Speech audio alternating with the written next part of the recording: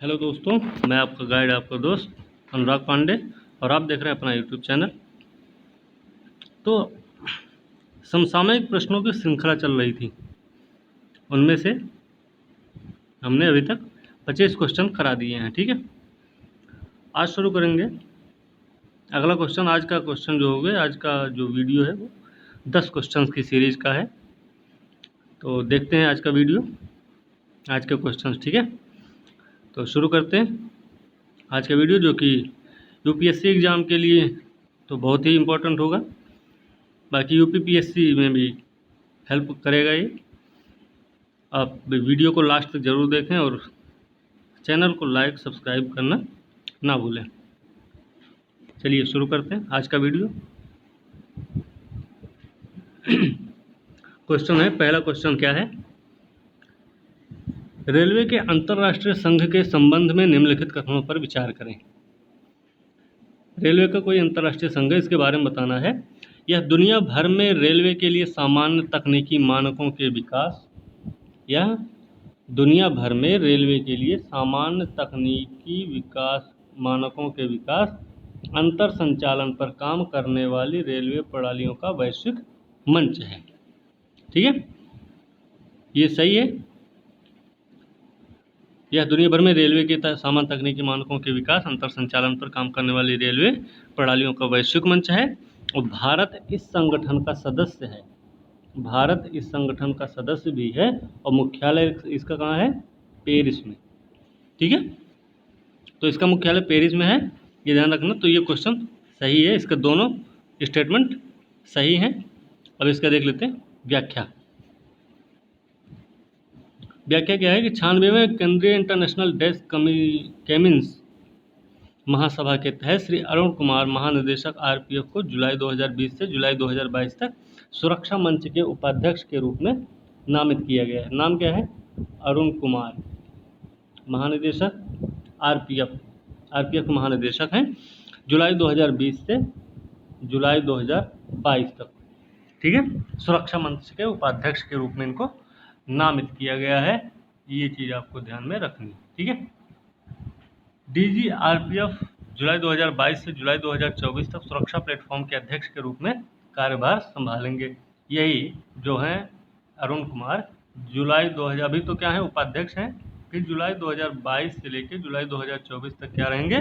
सुरक्षा प्लेटफॉर्म के अध्यक्ष के रूप में कार्यभार संभालेंगे। ठीक है, अब रेलवे का अंतर्राष्ट्रीय संघ क्या है ये देखते हैं। रेलवे का जो अंतर्राष्ट्रीय संघ है, यूनियन इंटरनेशनल डैश केमिन्स, एक फ्रांसीसी शब्द है। ध्यान रखें कि एक फ्रांसीसी शब्द है जिसका अर्थ होता है इंटरनेशनल यूनियन ऑफ रेलवे। ठीक है, तो फ्रांसीसी शब्द है, अंग्रेजी में इसका अर्थ होता है international union of railway. UIC railway प्रणालियों के लिए यह क्या है? यूआईसी क्या है? रेलवे प्रणालियों का वैश्विक मंच है जो अंतर संचालन पर काम कर रहा है, दुनिया भर में रेलवे के लिए सामान्य तकनीकी मानकों को विकसित कर रहा है तथा और रेल डिप्लोमेसी इसको बोलते हैं। ठीक है, तो पहला कथन यही था। इसका मुख्यालय कहाँ है? पेरिस में है, ऊपर हमने बताया था। यूआईसी क्या है? सिक्योरिटी प्लेटफॉर्म को व्यक्ति, संपत्ति और प्रतिष्ठानों की सुरक्षा से संबंधित मामलों में क्या करता है? रेल क्षेत्र की ओर से विश्लेषण और नीति पदों को विकसित करने और तैयार करने का अधिकार है इसको। ठीक है, क्या है? सिक्योरिटी प्लेटफॉर्म को व्यक्ति, संपत्ति, प्रतिष्ठान की सुरक्षा से संबंधित मामलों में रेल क्षेत्र की ओर से विश्लेषण और नीति पदों को विकसित करने, तैयार करने का अधिकार है। ठीक है, इस चीज़ को ध्यान में रखना आपको। ठीक है, तो आगे देखते हैं। आगे क्या है कि सुरक्षा मंच जो यूआईसी है, यूआईसी वो सदस्यों की सुरक्षा एजेंसियों के बीच क्या करता है? सूचना अनुभव के आदान प्रदान को बढ़ावा देता है और सदस्यों या बाहरी घटनाओं की आवश्यकता के अनुसार रेलवे सुरक्षा के क्षेत्र में आमहित परियोजनाओं और गतिविधियों का प्रस्ताव करता है। ठीक है, ये है इसका। आगे है कि भारतीय रेलवे की ओर से रेलवे सुरक्षा पर आरपीएफ जो है हमेशा यूआईसी सुरक्षा मंच का एक सक्रिय सदस्य रहा है। कौन?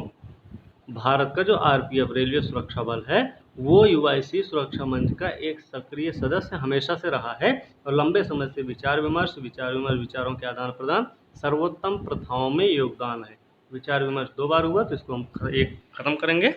तो विचार विमर्श, विचारों के आदान प्रदान और सर्वोत्तम प्रथाओं में योगदान देता है। इसने नई दिल्ली में 2006 और 2015 में यूआईसी सुरक्षा सम्मेलन भी आयोजित किया था। किसने? आरपीएफ ने। दिल्ली में 2 बार आयोजन हुआ इसका, एक हुआ 2006 में, दूसरा 2015 में इसका सम्मेलन किया गया है। ठीक है। आरपीएफ में खुद को कार्य समूहों, मंचों और बैठकों में शामिल किया गया है। यूआईसी सुरक्षा मंच के काम में इसके योगदान को लंबे समय से यूआईसी के नेतृत्व द्वारा सराहा गया है। ये ध्यान रखने के लिए ज़्यादा जरूरी नहीं, लेकिन ये ध्यान रखना है कि दिल्ली में आरपीएफ ने 2006 और 2015 में 2 सम्मेलन बुलाए हैं। ठीक है, यूआईसी के सुरक्षा सम्मेलन बुलाए। ठीक है, चलिए अगला क्वेश्चन देखते हैं। माल और सेवा कर खुफिया महानिदेशालय डीजीजीआई के संबंध में बताना है कि कौन सा कथन सही है। तो ये क्या है? यह एक अप्रत्यक्ष खुफिया संगठन है। केंद्रीय अप्रत्यक्ष कर और सीमा शुल्क बोर्ड के तहत कार्य करता है। यह क्या है? अप्रत्यक्ष खुफिया संगठन है और साथ में केंद्रीय अप्रत्यक्ष कर और सीमा शुल्क बोर्ड के तहत कार्य करता है।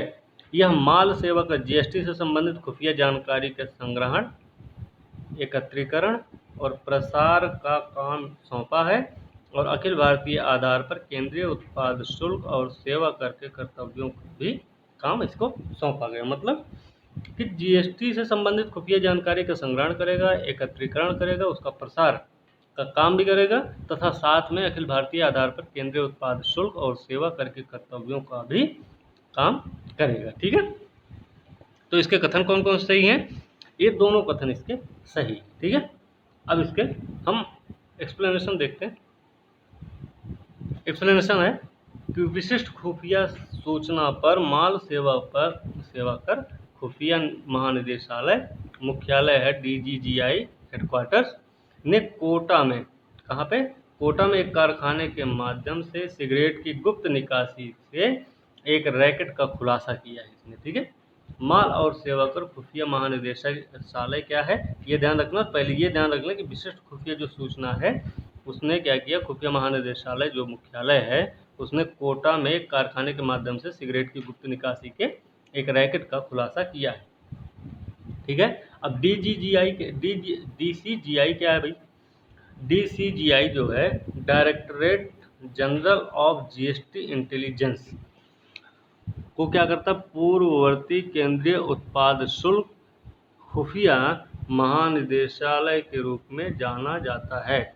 मतलब डीजीजीआई जो है वो पूर्ववर्ती क्या है? डीजीसीईआई का एक नाम है। इसके महानिदेशालय के रूप में जाना जाता है।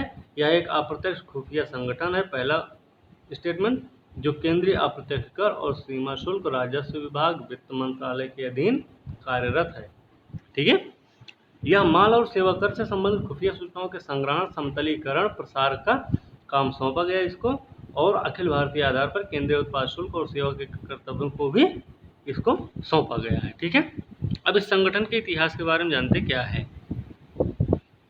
इसे पहले एंटीविजन डीजीएआई निदेशालय के रूप में जाना जाता था। मतलब एंटीविजन महानिदेशालय के रूप में पहले जाना जाता था। 1979 में एक स्वतंत्र विंग के रूप में राजस्व खुफिया निदेशालय नई दिल्ली के नियंत्रण में क्षेत्रीय इकाइयों के साथ, जैसे क्षेत्रीय इकाई कौन कौन सी हैं? अब क्षेत्रीय इकाई की अगर हम बात करें तो क्षेत्रीय इकाई इसकी कौन कौन सी हैं? तो एक है दिल्ली, कोलकाता और मुंबई। मुख्यालय है नई दिल्ली। बाकी क्षेत्रीय इकाई है इसकी चेन्नई, दिल्ली, कोलकाता और मुंबई। ठीक है, आगे है कि 1983 में एक निदेशक की अध्यक्षता में ये पूर्ण निदेशालय बना है।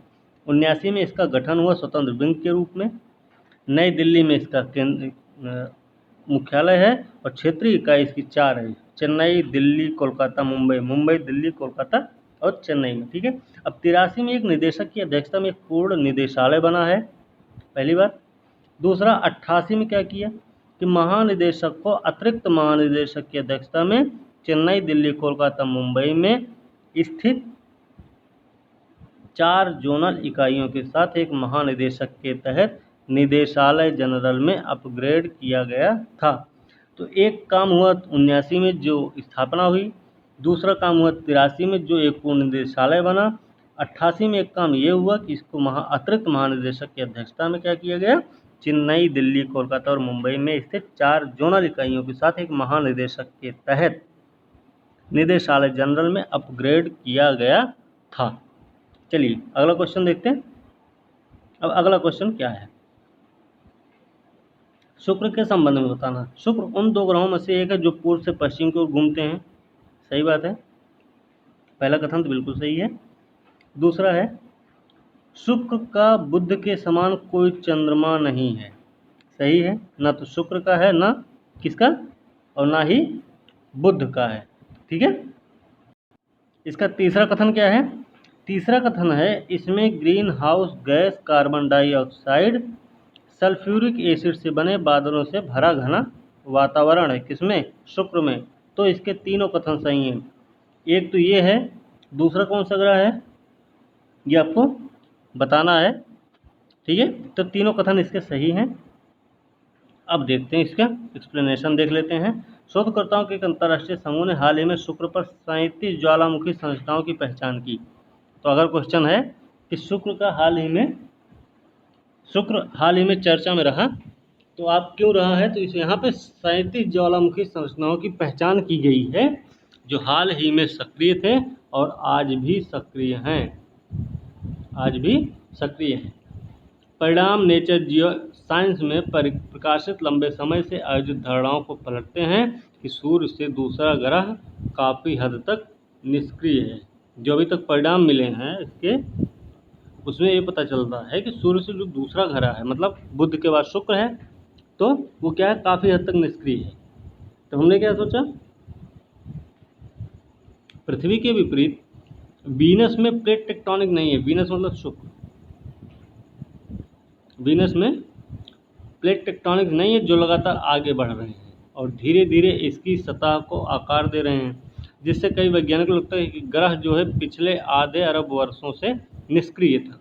हम ऐसा सोचते हैं। ठीक है, लेकिन इस धारणा का कभी सही मायने में परीक्षण भी नहीं किया गया, क्योंकि ग्रह के अविश्वसनीय रूप से घने वातावरण और झुलसा देने वाले तापमान, घना वातावरण है यहाँ और झुलसा देने वाला तापमान है, में अध्ययन करना बहुत मुश्किल बना दिया था। अब नए निष्कर्ष लेकिन क्या है, जो यहाँ पे 37 ज्वालामुखी पाए गए उसमें ये है कि इसमें रिंग जैसी संरचनाओं के ओर ध्यान केंद्रित किया, जिसे कोरोना कहा जाता है। रिंग जैसी संरचनाओं के चारों ओर ध्यान केंद्रित किया गया, उसे कोरोना कहते हैं, जो ग्रह के आंतरिक भाग से ज्वालामुखी पदार्थों का अपवाह है, जो कि भूगर्भीय गतिविधि का संकेत भी है। शोधकर्ताओं ने सिमुलेशन का विकास किया है कि यूरोपीय अंतरिक्ष एजेंसी के Venus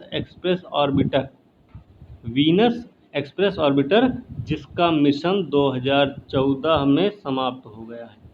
Venus express orbiter mission, एक क्वेश्चन ये भी आपका तैयार हुआ कि वीनस एक्सप्रेस ऑर्बिटर जो है ये कब समाप्त हुआ, तो आपको ध्यान हो जाना चाहिए कि 2014 में यह मिशन समाप्त हुआ है। द्वारा एकत्र किए गए थर्मल डेटा के आधार पर ग्रह के सक्रिय कोरोना को क्या देखना चाहिए। इस सिमुलेशन का उपयोग करते हुए शोधकर्ताओं को इस बात का अंदाजा था कि सक्रिय कोरोना की पहचान करने के लिए सतह की क्या विशेषताएं हैं। ठीक है, चलिए आगे देखते हैं कि विशेष रूप से वो खाइयों के किनारे के आसपास अपने बाहरी रिंगों और प्रोट्रूबरों के आसपास खाइयां होती हैं। ठीक है, तो ये चीज़ें इसके बारे में बताई गई हैं। चलिए अब हम जानते हैं शुक्र के बारे में कि भाई शुक्र क्या है, कैसा है। ठीक है, तो भले ही शुक्र सूर्य का निकटतम ग्रह नहीं, लेकिन फिर भी सबसे गर्म है। तो सबसे गर्म ग्रह कौन सा है, बुध नहीं है, शुक्र है, ये ध्यान रखना है। इसमें ग्रीन हाउस गैस भी है, कार्बन डाइऑक्साइड सल्फ्यूरिक एसिड से बने बादलों से भरा घना वातावरण है, ध्यान रखना है। गैस जाल को गर्म करती है और शुक्र को गर्म रखती है। वास्तव में क्या होता है कि शुक्र पर इतना गर्म है, सीसा जैसी धातुएं पिघले हुए तरल के पोखर होंगे। पोखर मतलब क्या होता है, पोखर का मतलब होता है तालाब। ठीक है। शुक्र बहुत सक्रिय ग्रह की तरह दिखता है, इसमें पहाड़ भी है, ज्वालामुखी भी है। शुक्र जो है पृथ्वी के आकार के समान है। पृथ्वी क्या है, इससे थोड़ी सी बड़ी है, ठीक है। ऐसे शुक्र असामान्य है क्योंकि यह पृथ्वी की विपरीत दिशा और मतलब पूर्व से पश्चिम घूमता, पृथ्वी पश्चिम से पूर्व घूमती है, अधिकांश अन्य ग्रहों पर घूमते हैं, ठीक है। तो शुक्र क्या है, पूर्व से पश्चिम घूम रहा है। इसका रोटेशन भी बहुत धीमा है, इसका शुक्र का रोटेशन बहुत धीमा है, जो घूम रहा है, चक्कर लगा रहा है, बहुत धीरे गति से लगाता है। लगभग 243 पृथ्वी दिवस लगते हैं इसमें, ठीक है।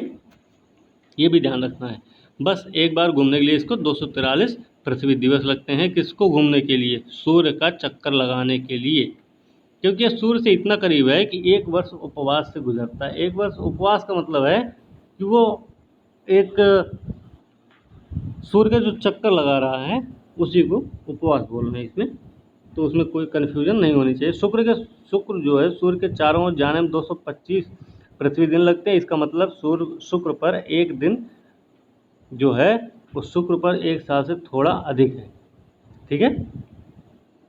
क्योंकि दिन और वर्ष की लंबाई समान होती है और शुक्र पर एक दिन पृथ्वी पर एक दिन की तरह नहीं होता। मतलब शुक्र और पृथ्वी की अगर दिन की बराबरी की जाए तो दोनों के दिन एक समान नहीं है, ठीक है। यहाँ सूरज उगता है, प्रत्येक दिन एक बार सेट होता है, कहाँ, पृथ्वी पर। लेकिन शुक्र पर क्या होता है, सूर्य हर 117 पृथ्वी दिनों में उगता है, ठीक है। पृथ्वी पर सूर्य डेली निकलता है, डेली अस्त होता है, लेकिन शुक्र पर 117 पृथ्वी दिनों में ही उगता है एक बार। इसका मतलब शुक्र पर प्रत्येक वर्ष के दौरान सूरज 2 ही बार उगता है। क्यों, क्योंकि एक साल में 365 दिन होते हैं, ठीक है।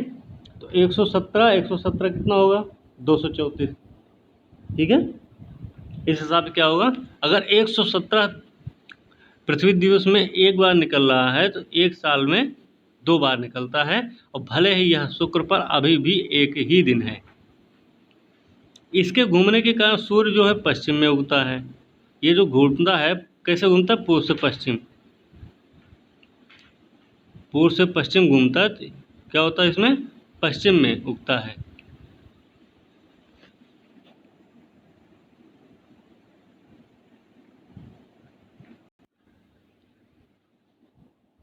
शुक्र शुक्र क्या है, शुक्र पर प्रत्येक वर्ष के दौरान सूरज 2 ही बार उगता है। ये मैंने आपको बताया कि भले यह सूर्य पर अभी भी एक ही दिन है। इसके घूमने का कारण भी सूर्य पश्चिम में उगता है। ये घूमता कैसे है, पूरब से पश्चिम, मतलब पश्चिम में उगेगा यहाँ पे सूर्य और पूरब में अस्त होगा। लेकिन पृथ्वी कैसी, पश्चिम से पूर्व घूमती है, तो यहाँ पे क्या होता है, सूर्य पूरब में निकलता है और पश्चिम में अस्त होता है। ये ध्यान रखना है। बुध की तरह ही सूर्य के पास भी कोई चंद्रमा नहीं है, स्टेटमेंट भी था उसमें, ठीक है। मतलब बुध के पास भी कोई उपग्रह नहीं है और शुक्र के पास भी कोई उपग्रह नहीं है। चलिए आगे बात करते हैं। आगे है पृष्ठार AZD1222 के संबंध में बताना है कि कभी कभी हाल में समाचार में देखा गया है। ये क्या है, तो यह कोविड-19 के लिए ऑक्सफोर्ड यूनिवर्सिटी के द्वारा विकसित एक पुनः संयोजक वायरल वेक्टर वैक्सीन है। AZ1222 क्या है, कोविड-19 के लिए ऑक्सफोर्ड यूनिवर्सिटी के द्वारा विकसित एक पुनः संयोजक वायरल वेक्टर वैक्सीन है। यह एक सामान्य ठंडे वायरस के कमजोर संस्करण का उपयोग करता है जो चिंपांजी को संक्रमित करता है, ठीक है। तो इसके दोनों कथन सही है। ऑक्सफोर्ड यूनिवर्सिटी ने विकसित किया इसको, संयोजक वायरल वेक्टर वैक्सीन है AZD1222, और यह चिंपांजी को संक्रमित करता है। यह ठंडे वायरस कमजोर संस्करण का उपयोग करता है। तो दोनों कथन इसके सही है, ठीक है। अब हम देखते हैं इसका एक्सप्लेनेशन, इसकी व्याख्या देखते हैं।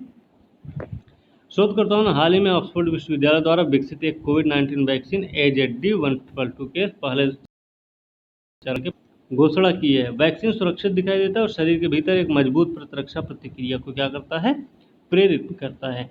जिसके कारण अग्रणी वैज्ञानिक पत्रिका द लैंसेट में ये प्रकाशित हुआ। द लैंसेट क्या है?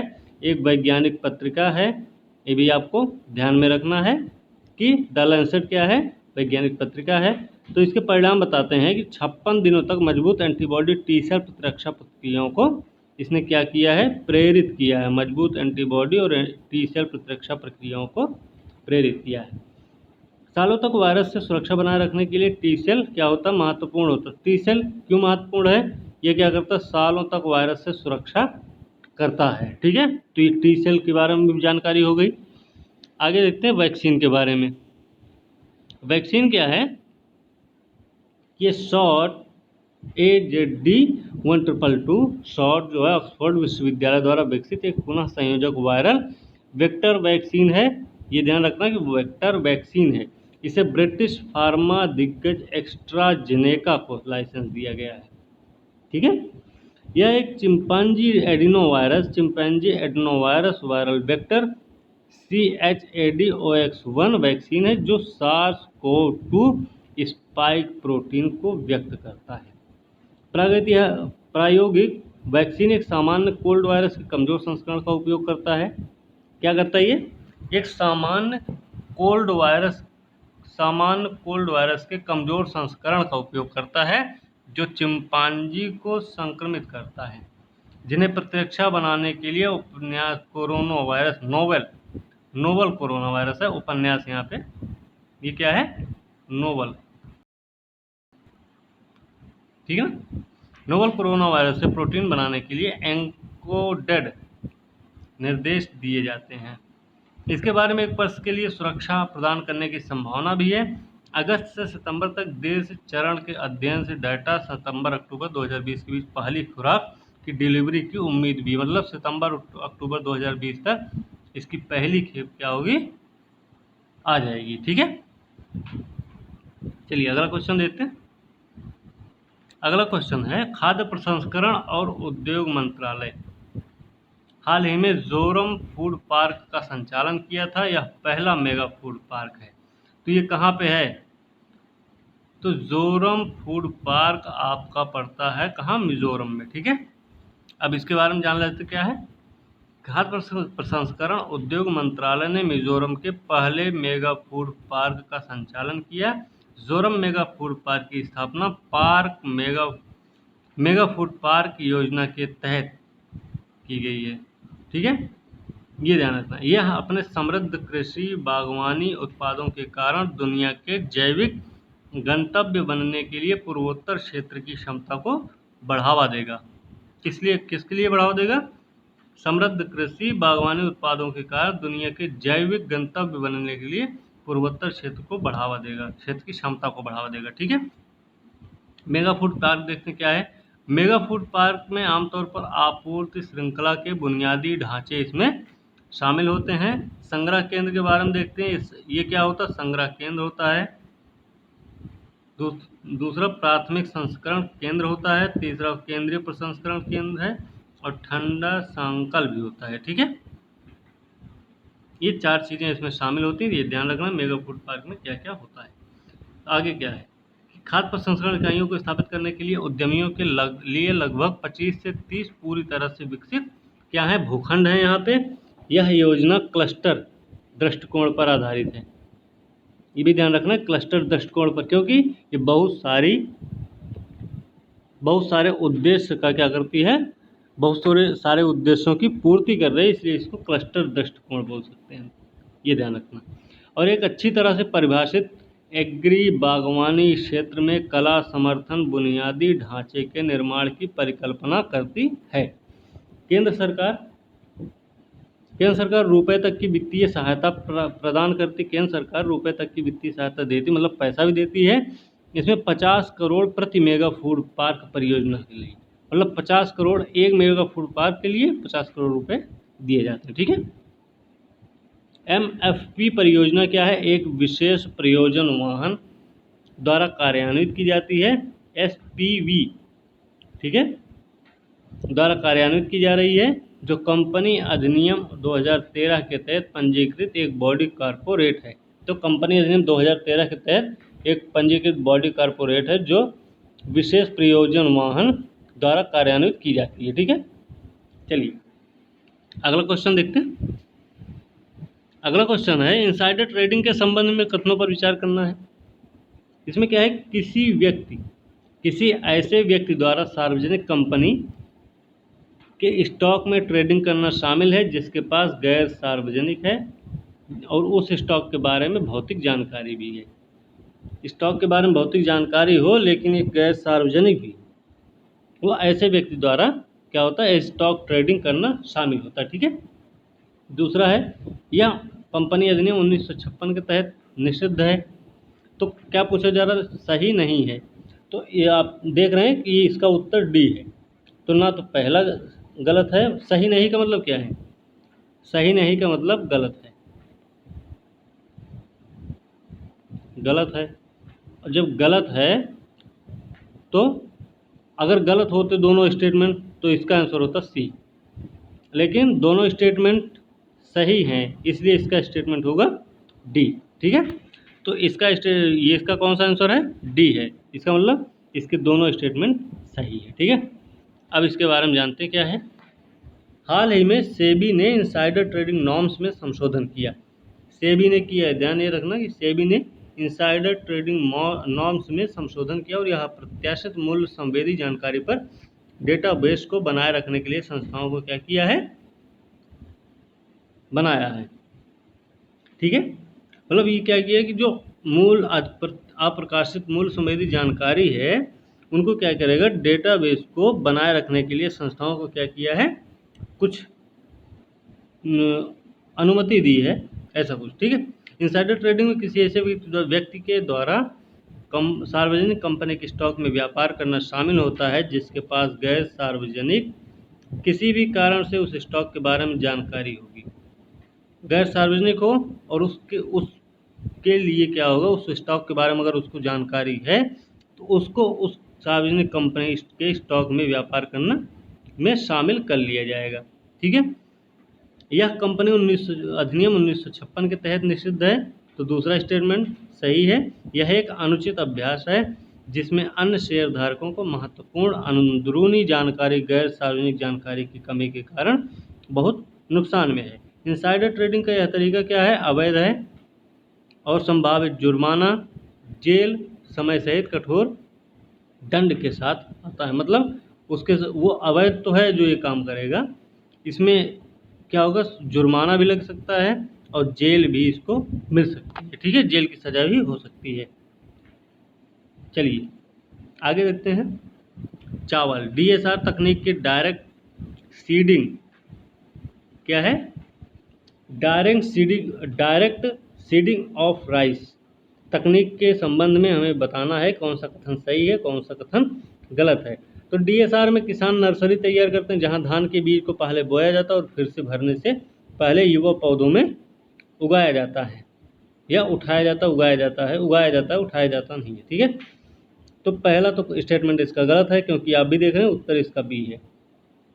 दूसरा स्टेटमेंट क्या है, दूसरा स्टेटमेंट है इस प्रक्रिया में पानी की बचत होगी और क्योंकि ज़्यादातर पानी को जड़ी बूटियों द्वारा बदल दिया जाता है। अब देखिए, अगर इस तरीके से ही बोया जाए, जैसे नर्सरी तैयार करना है, फिर उसके बाद धान के बीज को पहले वहाँ बोया जाएगा, फिर क्या किया जाएगा, फिर उसको बड़ा करा जाए। तो आप बताइए आज के समय में क्या है, पानी की बहुत सारी समस्या चल रही है, तो ऐसे कोई किसी बीज की खोज की जाएगी जो पानी की बचत करने में महत्वपूर्ण भूमिका निभाए या हमारी सहायता करे। तो हम ऐसे बीज को क्यों उगाएंगे कि जो पहले बोएंगे उसको कहीं अलग क्यारी बना के, फिर उसके बाद ये तो प्रक्रिया हमारे यहाँ पहले से ही चल रही है, धान की प्रक्रिया पहले हमारे यहाँ ये सब पहले चल रही, तो इसको फिर से करने की क्या ज़रूरत, तो उसमें कुछ नया बदलाव किया जाएगा। ठीक है, तो इस हिसाब से भी आप लॉजिक लगा सकते हैं, जब पहले से जो चीज़ मौजूद उसको दोबारा क्यों लाएंगे हम। ठीक है, तो ये गलत हो सकता है, इस हिसाब से भी आप लॉजिक लगाएंगे।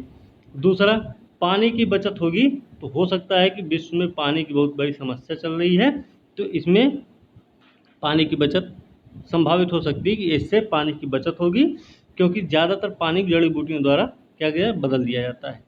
तो दूसरा स्टेटमेंट ऐसे भी लॉजिक लगाएंगे तो सही में हो जाएगा, ठीक है, पहला गलत अपने आप हो जाएगा। अब देखते हैं, चावल की सीडिंग तकनीक से बोए गए धान पर कृंतकों ने हमला किया है। कृंतकों ने हमला किया है और पंजाब में किसानों को बड़ी चुनौतियों का सामना करना पड़ रहा है। ठीक है, इसमें क्या है कि पारंपरिक रोपाई किसान नर्सरी जहां धान के बीज पहले बोया जाता है और युवा पौधों में उठाया जाता है वो तैयार करते हैं नर्सरी में। पहले क्या होता था कि पहले लोग धान को क्या करते, पहले रोपाई कहीं करते थे, बो देते थे, फिर उसके बाद उनको वहाँ से निकाल के कहीं और बैठाते हैं, दूसरे खेत में ले जाके गाड़ते हैं या उसकी रोपाई कर देते हैं। ठीक है, यही काम पहले था।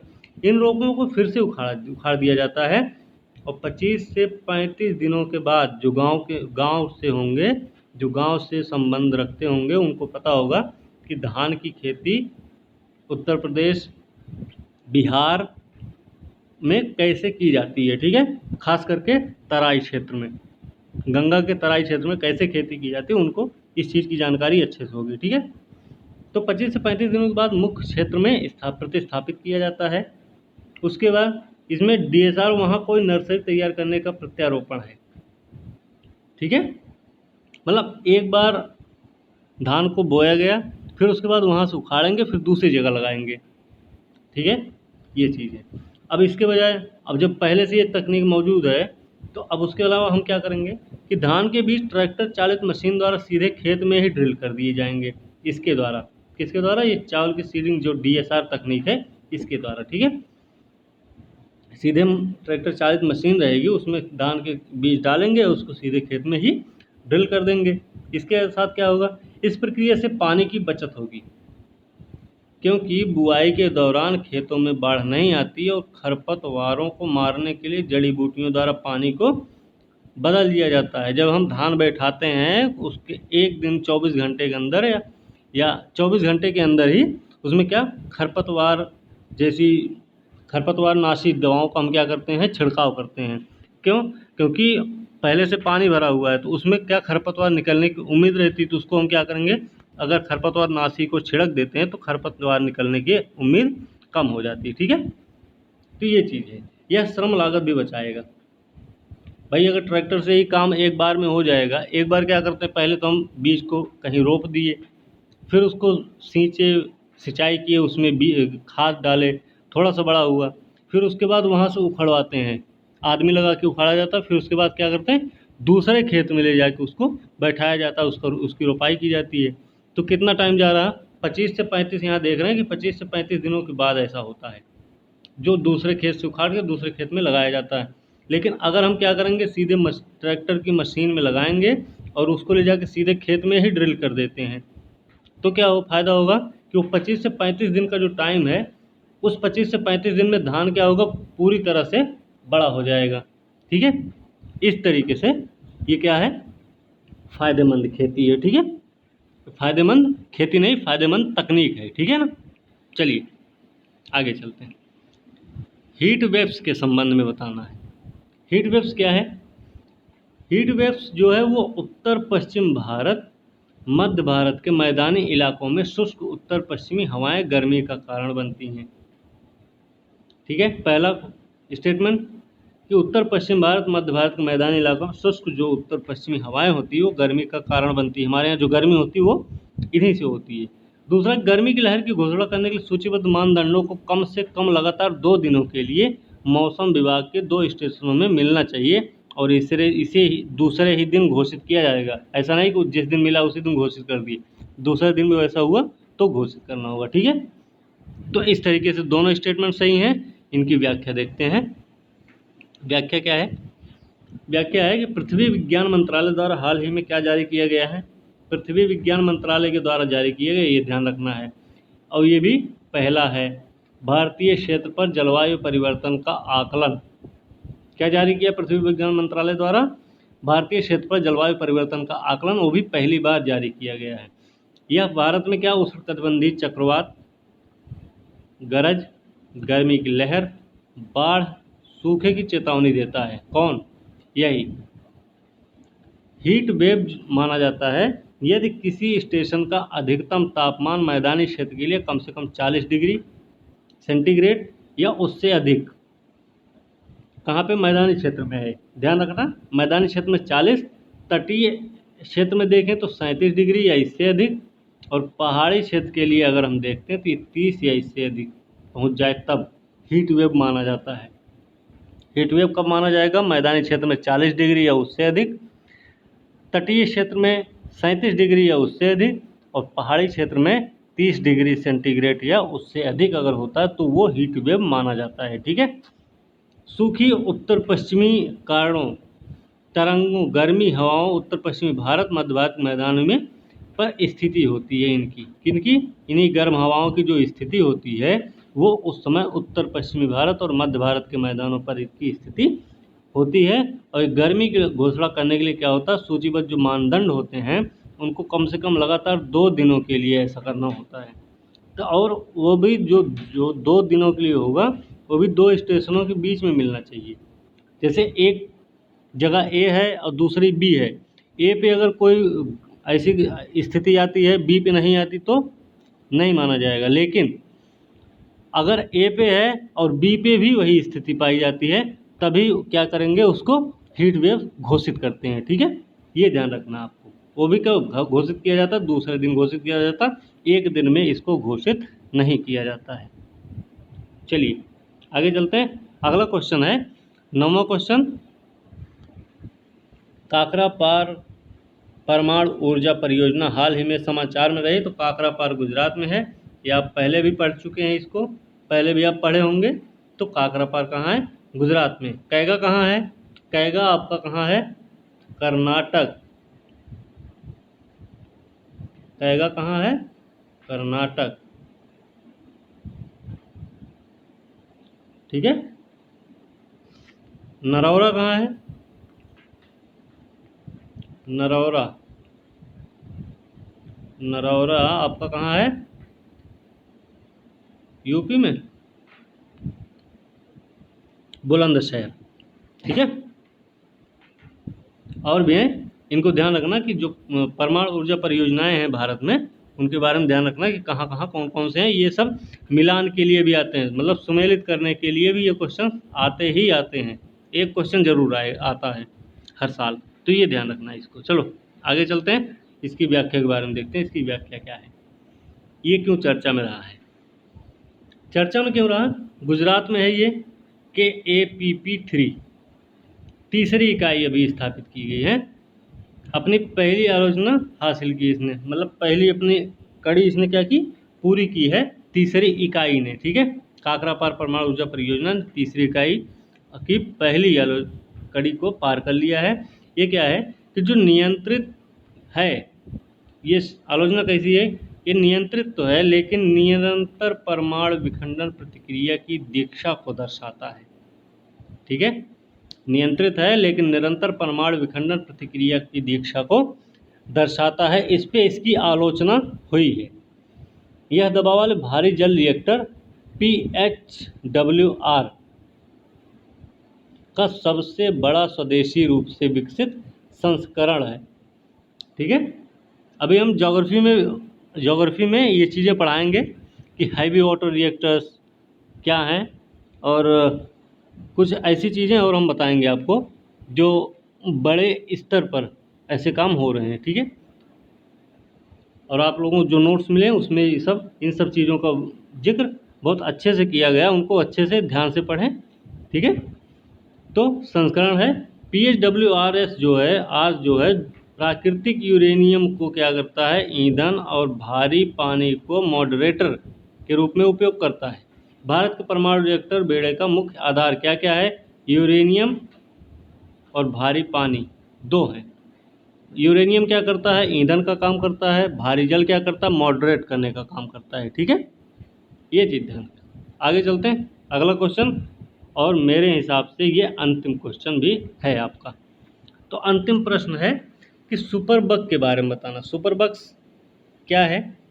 सुपर बग्स के बारे में क्या है देखते हैं। सुपर बग्स के संबंध में निम्नलिखित कथनों पर विचार करना है। तो ये क्या है? सूक्ष्म जीव के तनाव होते हैं जो इसके संपर्क में आने के बाद कई प्रकार के एंटीबायोटिक दवाओं के प्रतिरोधी बन जाते हैं। सुपर बग्स ऐसा ही सुपरबग्स कुछ कंप्यूटर में भी इस्तेमाल होता है, तो उससे इसका कोई लेना देना नहीं, ये यहाँ पे दवाओं से इसका लेना देना है।